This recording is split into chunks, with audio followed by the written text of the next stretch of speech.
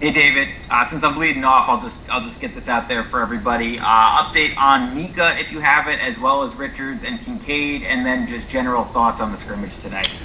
Yeah, similar update as yesterday. We're still day to day with these guys. We're not sure when we're going to have them. They're all close, so hopefully sooner than later. I thought the scrimmage was better today. I thought there was better pace to it. I didn't think it was as sloppy as it was yesterday, and that's probably natural. You're hoping that's the progression that you make throughout these scrimmages. And as we start getting more into the teaching of the systems and structure, things of that nature, these scrimmages hopefully start to continue to go in that direction and look cleaner.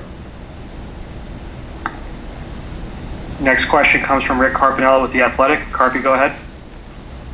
Hey, David. Just one, I know it's two scrimmages, and as you said, they're a little ragged, but impressions of Capo on that line and what you need to see from him if he's going to fit on that line. Yeah, I mean, I like the progression. I think they're making strides. I think they create some offense. He's just going to learn to play off those two guys. And, if he does that, continues to go in that direction, that line can be a very effective line for us. He understands the role that he's going to have to play on that line with those two players.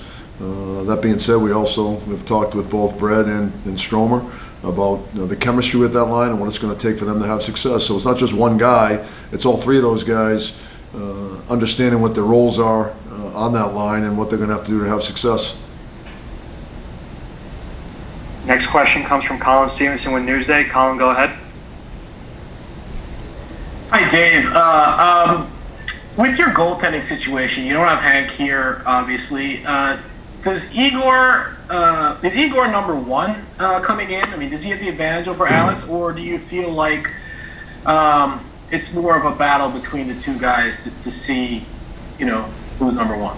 In this season, every team in this league is going to have to rely on their two goalies. We're fortunate because we feel like we've got two number one goalies, and I'm not just saying that. It's, Georgie's had a good career so far. I think he's ready to make the next step. Shesty's in a small sample, certainly proven he can be a really good goalie at this level. So, we feel we've got great goaltending depth, and both of these guys are going to be contributors, and we're certainly going to lean on both of them during the course of the season. Next question comes from Mark Rosenman with Sports Talk New York. Mark, go ahead.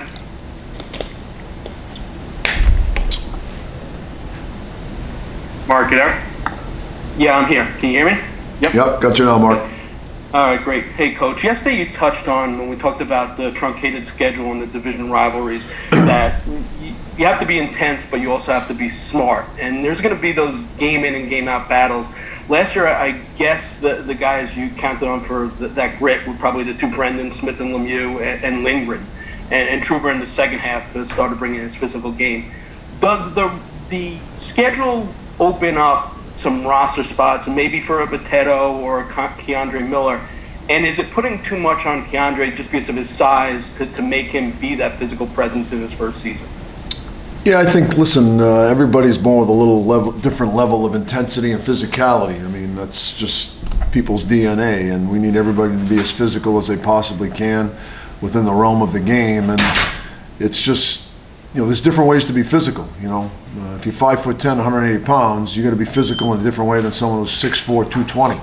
And, our whole team has to have more of a physical, in-your-face mentality. And that doesn't mean fighting. That doesn't mean running people through the glass. It just means staying on top of people, taking away time and space, and being physical in your own way. And we just don't need two guys to do it. We need everybody to do it.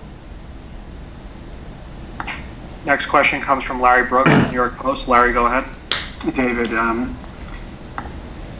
with Kako, you lost your most defense-conscious player on that line, obviously. And, right. Capo had some issues in the defensive zone last year. So Yep.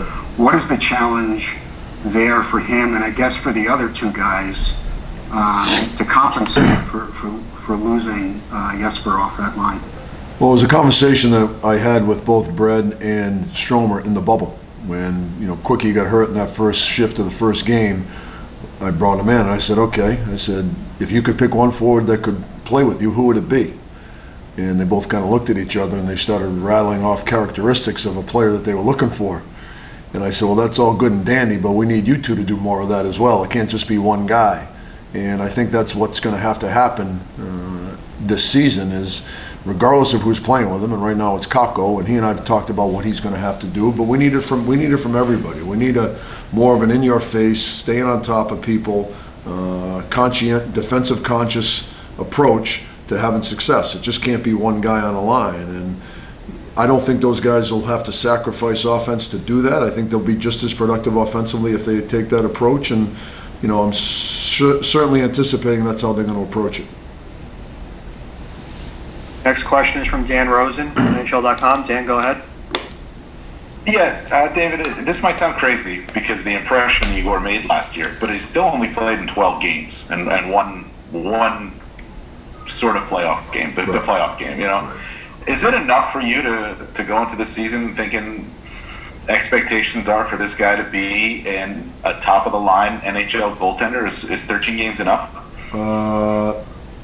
Based on what he's done, yes, but it's like you said, it's a small sample. I mean, it's that we also have to keep in mind he's not a 22-year-old kid who came out of college or junior hockey. He's got a pro background where he's had an awful lot of success. So, but again, I know everybody wants to talk about Shesty, but Georgie's had a good career so far for a young goalie. And last year was a difficult year for everybody, but I think Georgie in particular probably more so than anybody because just the way the whole thing evolved. And obviously it was tough on Hank, we all know that, but from a young goalie who had had some success to be put in that situation, it wasn't easy. Next question comes from Vince Mercado. Vince, go ahead.